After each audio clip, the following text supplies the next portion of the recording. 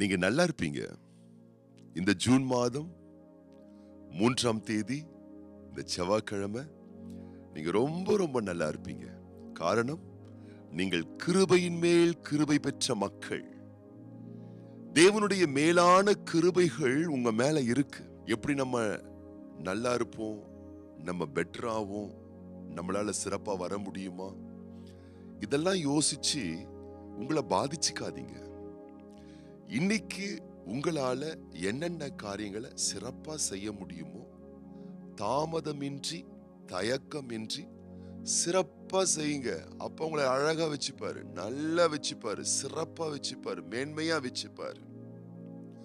வேதம் சொல்லுகிறது, பிரசங்கின் புஸ்தகம் 9ஆம் அதிகாரம் 10ஆம் வசனத்திலே, செய்யும்படி உன் கைக்கு நேரிடுகிறது எதுவோ அதை உன் பலத்தோடே செய்.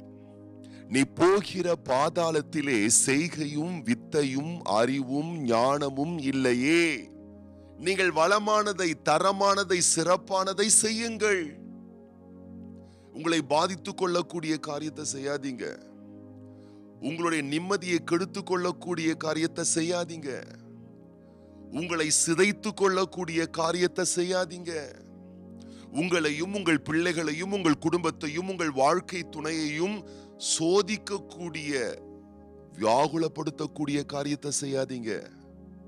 உங்களை மெருகேற்றிக் கொள்ளக்கூடிய, உங்களை பலப்படுத்திக் கொள்ளக்கூடிய, உங்களை பக்தி விருத்திக்குள்ளாக நடத்தக்கூடிய, உங்களை ஆற்றல் உள்ளவர்களாய், உங்களை மேன்மையான உயரங்களுக்கு அழைத்து கொண்டு செல்லக்கூடிய தரமான செயல்களை செய்யுங்கள்.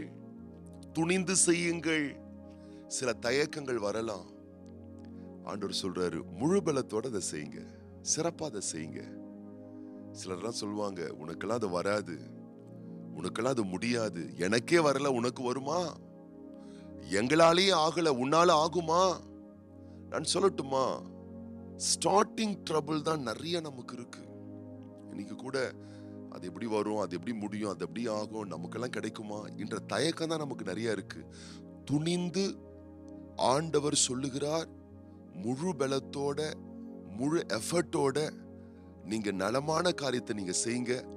100% பெனிஃபிட்ஸை இன்னைக்கு நீங்க பாப்பீங்க. ஒரு மகாராஜா தன் தேசத்தில் ஒரு அறிவிப்பை அரைக்கூவல் விட்டு அறிவிக்கிறார். நேற்றைய தினத்திலே எங்கள் கஜானாவில் ஏராளமான செல்வங்களை, பொன் வெள்ளிகளை, பணங்களை நாங்கள் வைத்து நாங்கள் கஜானாவை மூடினோம், பூட்டு போட்டோம், லாக் பண்ணோம். காலையில அதை திறக்கலான்னு போய் பார்த்தா கஜானாவை பூட்டிய சாவியை காணவில்லை. தேடினோம், எங்களுக்கு கிடைக்கவில்லை. இந்த தேசத்திலே இருக்கக்கூடிய அறிவாளிகளுக்கு இந்த அறிவிப்பு கொடுக்கப்படுகிறது, ஞானிகளுக்கு இந்த அறிவிப்பு கொடுக்கப்படுகிறது. இந்த தேசத்தில் இருக்கக்கூடிய மகான்களுக்கு, வித்வான்களுக்கு, மாயாஜால வித்தைக்காரர்களுக்கு, சக மனிதர்களுக்கு இந்த அறிவிப்பு கொடுக்கப்படுகிறது. ராஜாவினுடைய கஜானாவை திறக்கக்கூடியவர்களுக்கு, அந்த கஜானாவுக்குள்ள இருக்கக்கூடிய மொத்த செல்வங்கள்ல பாதி செல்வம் அவர்களுக்கு கொடுக்கப்படும். இந்த அறிவிப்பை கேட்ட பிறகு அநேக மாய வித்தைக்காரர்கள், மாயாஜாலம் செய்யக்கூடியவர்கள், பல அறிவுபூர்வமான காரியத்தை செய்யக்கூடியவர்கள், திறன் படைத்தவர்கள், மிகப்பெரிய வல்லுனர்கள், மிகப்பெரிய அறிவு பெருத்தவர்கள், ஆற்றல் கொண்டவர்கள், அல்லது சாதாரண மக்கள் என்று பெரும் திரளான மக்கள் அரண்மனைக்கு முன்பதாக கூடி வந்து விட்டார்கள். கஜானாவுக்கு அருகாமையில் கூடி வந்து விட்டார்கள். இப்பொழுது ராஜா அறிவிக்கிறார், யார் வேணும்னாலும் நீங்க பூட்ட திறக்கலாம். அவங்களுக்கு சரிக்கு சமமா கஜானாவுல இருக்கக்கூடிய பாதி பொக்கிஷத்தை நாங்க கொடுத்துருவோம். ஆனா ஒரு கண்டிஷன், யாருமே பூட்ட தொடக்கூடாது. பூட்ட தொடாம பூட்ட திறக்கணும். இதான் கண்டிஷன்.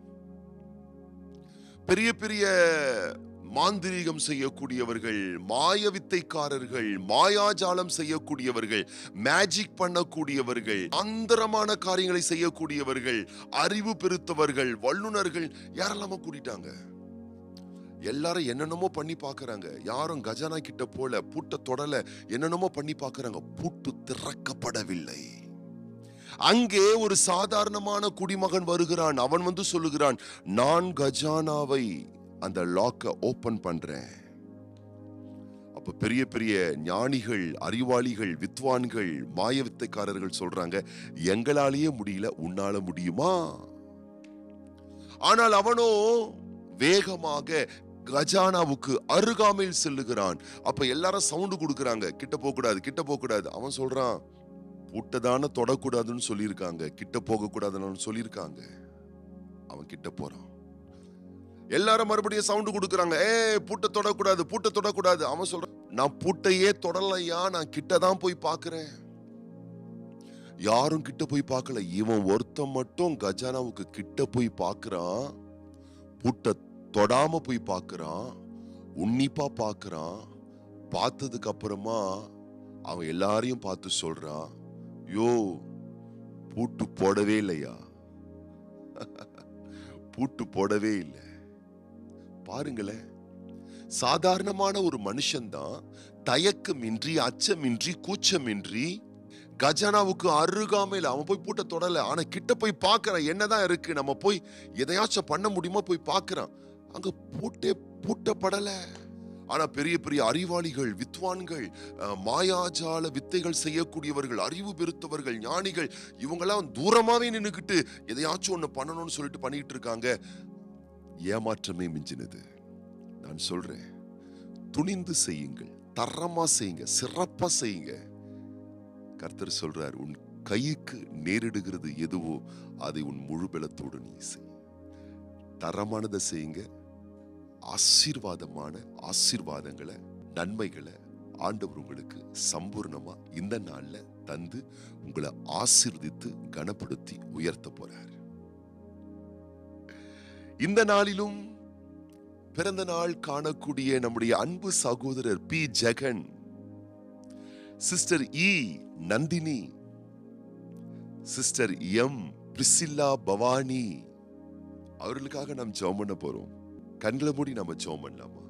பரலோக தகப்பனே, இந்த ஜூன் மாதம் 3ஆம் தேதி இந்த செவ்வாய்க்கிழமை இந்த காலையில இந்த வார்த்தை கேட்டுக்கொண்டிருக்கக்கூடிய ஒவ்வொரு பிள்ளைகளை தேவனாகிய கர்த்தர் நீர் தாமே ஆசீர்வதிப்பீராக. இன்னைக்கு என் காரியம் ஜெயமா முடியுமா, இன்னைக்கு என் கடமைகள் நான் நிறைவேற்ற முடியுமா என்ற பல தயக்கத்தோடு இருக்கக்கூடிய பிள்ளைகளுடைய கரங்களை பிடித்து தைரியப்படுத்துங்கப்பா. கைக்கு நேரிடுகிறது எதவோ அதை தரமா பெஸ்டா செய்யக்கூடிய விவேகத்தை உடைய பிள்ளைகளுக்கு தாரும் ஐயா. தயக்கங்களை தவிடுபடியாக்கி தரமானதை ஆண்டவரை மிக நேர்த்தியாய் செய்யக்கூடிய ஆற்றல்களை உடைய பிள்ளைகளுக்கு தருவீராக. நீர் உம்முடைய பிள்ளைகளுடைய கையின் பிரயாசங்களை ஆசீர்வதிக்கிறவர், உம்முடைய பிள்ளைகளுடைய செய்கைக்கு தக்க பலனை தரக்கூடியவர். வளமான நலமான செய்கைகள், செயல்கள் உம்முடைய பிள்ளைகள் செய்யட்டும் ஆண்டவரே. அதனுடைய வளமான தரமான ஆசீர்வாதங்களை உம்முடைய பிள்ளைகள் பெற்று அனுபவிப்பார்களாக. இந்த நாளிலும் பிறந்த நாட்கள், திருமண ஆண்டுகள் காண்கின்ற ஒவ்வொரு பிள்ளைகளையும் தேவனாகிய கர்த்தர் விசேஷமாக தொட்டு நீர் ஆசீர்வதிப்பீராக. ஆண்டுகளை, வருடங்களை, நாட்களை நன்மைகளால் முடிசூட்டக்கூடிய தெய்வமே, விசேஷமான நாட்களை காணக்கூடிய பிள்ளைகளை விசேஷமாக நீர் ஆசீர்வதித்து கனப்படுத்தி பழுக பெருக சிறக்க செழிக்க செய்திருள வேண்டும் என ஆசீர்வதித்து இயேசு கிறிஸ்துவின் ஆசீர்வதிக்கப்பட்ட நாமத்தினாலே ஜெபிக்கிறோம் எங்கள் நல்ல பிதாவே, ஆமென். நீங்க ரொம்ப நல்லா இருப்பீங்க. முழு பலத்தோடு எல்லாவற்றையும் தரமா செய்யுங்க. உங்கள் செய்கைக்கு தக்க நல்ல பலனை, நல்ல பெனிஃபிட்ஸ, லாபகரமான நன்மைகளை கர்த்தர் உங்களுக்கு இந்த நாள்ல நிறைவா தந்து உங்களை ஆசீர்வதிப்பாராக.